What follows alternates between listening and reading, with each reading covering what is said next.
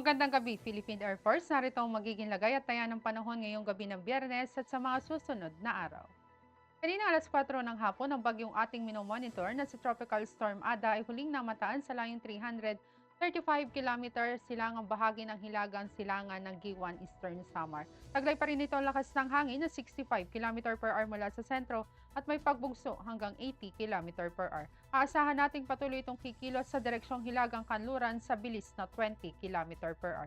Samantalang aasahan din natin ang patuloy na pag-iral ng northeast monsoon o hanging amihan kung saan partikular na apektado pa rin ito ang northern at central portion ng Luzon.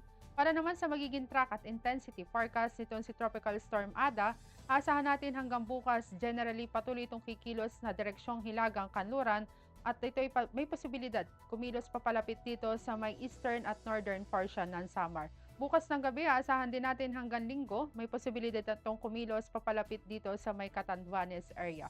Throughout the forecast period hanggang Lunes, aasahan natin patuloy at nananatili itong nasa tropical storm category hanggang patuloy na kumikilos dito sa may karagatan sa may silangang bahagi ng Visayas at southern portion ng Luzon. At kung atin rin mapapansin sa track na nilabas na Pag-asa, may posibilidad na itong maging isang ganap na tropical depression pagsapit ng Martes ng hapon.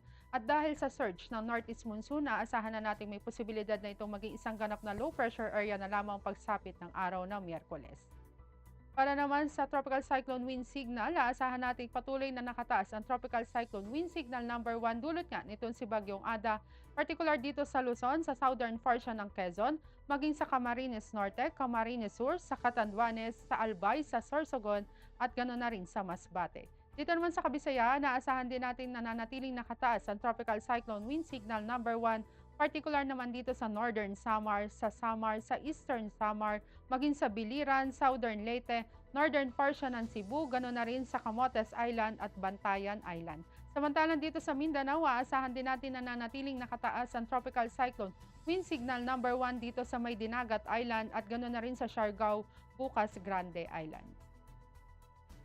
Para naman sa magiging lagay at taya ng panahon bukas, aasahan pa rin natin ang rains with gusty winds dulot nga ni Tropical Storm Ada, particular pa rin yan dito sa may Bicol region at silangang bahagi ng Visayas. Samantalang sa Romblon, maging sa Quezon at iba nalalabing bahagi ng Visayas, aasahan naman natin ang maulap na kalangitan na may kalat-kalat na pag-ulan, pagkidlat at pagkulog. Samantalang dito naman sa Cordillera Administrative Region, Cagayan Valley at Aurora, asahan din natin ang patuloy na maulap na kalangitan na may mahihinang pag-ulan dulot yan ng northeast monsoon.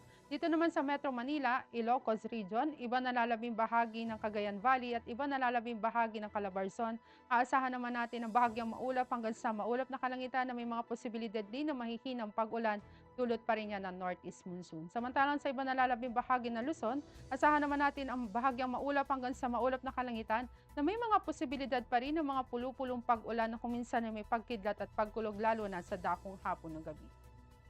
Dito naman sa Mindanao, aasahan pa rin natin ang rains with gusty winds. Dito nga sa Dinagat Island, dulot pa rin yan ni Tropical Storm Ada. Samantalang dito sa northern portion ng Mindanao, maging sa Caraga, asahan naman natin ang maulap na kalangitan na may kalat-kalat na pag-ulan, pagkidlat at pagkulog. Sa ibang nalalabing bahagi ng Mindanao, asahan naman natin ang bahagyang maulap hanggang sa maulap na kalangitan na may mga posibilidad pa rin ng mga pulupulong pag-ulan na kuminsan ay may pagkidlat at pagkulog. Para naman sa magiging lagay at taya ng panahon pagsapit ng Linggo hanggang Martes, aasahan natin dito sa Metro Manila ang patuloy na bahagyang maulap hanggang sa maulap na kalangitan na may mga posibilidad pa rin ng mga mahihinang pag-ulan. Ganon din ang aasahan natin dito sa Cavite, maging sa Lipa, ganon na rin sa Angeles. Samantalang dito sa Puerto Princesa, aasahan naman natin ang bahagyang maulap hanggang sa maulap na kalangitan na may mga posibilidad din ng mga pulupulong pag-ulan na kuminsan ay may pagkidlat at pagkulog. Ganon din ang aasahan natin dito sa Kalayaan Island, maging dito sa Mactan, sa Zamboanga at ganoon na rin sa Davao.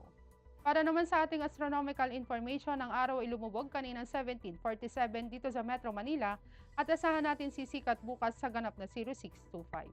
Para naman sa ating moon illumination, asahan natin ang 6% decreasing. At yan ang latest update natin sa weather. Para manatiling updated sa lagay at taya ng panahon, i-follow lamang ang Air Force Weather Center sa aming mga social media accounts. At sa ngalan ng aming commanding officer na si Colonel Alvin John Q. Gador, Philippine Air Force General Staff Corps, aming Staff Sergeant Jessa C. Cuenca, Weather Broadcaster ng Air Force Weather Center. Muli magandang gabi, Philippine Air Force.